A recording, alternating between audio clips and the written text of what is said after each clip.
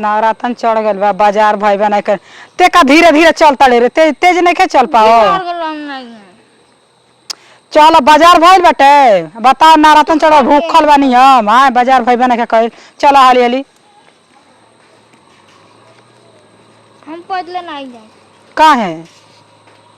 तार बाप आइए नहीं तो के ले जाई हमनी के बोला के गल बानी काम पर तो का हम गाड़ी वाला का रोकता नहीं कोनो गाड़ी वाला का ए जी रुके रुके जा वो चली गई पक्का कर ले रुका रुका नहीं कोनो गाड़ी वाला का फेर रुके रुके जा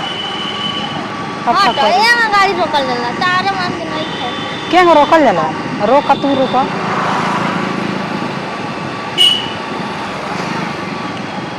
जातन तू रोक ते हम तो कैसन मौसा रे हम कैसन तार मौसा है नमस्ते जी खुश रह कैसा रिश्ता है अरे दादा हो दादा रहो ना हमारे जान नहीं कैसा रिश्ता है हमार ना फुआ के दामाद के भाई हैं जानता नहीं हम जानते नहीं ना पर्दारी में के हमारा चाचा के दामाद बेटी के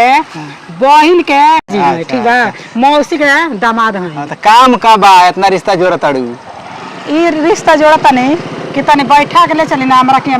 बाजार नहीं के भाई ये बाकी रह गेल बा बैठ नवरातन चढ़ गल बाजार नहीं के भाई ठीक बा बैठ बैठ चली बाजारिया में छोड़ दे हमनी बाजार करक बा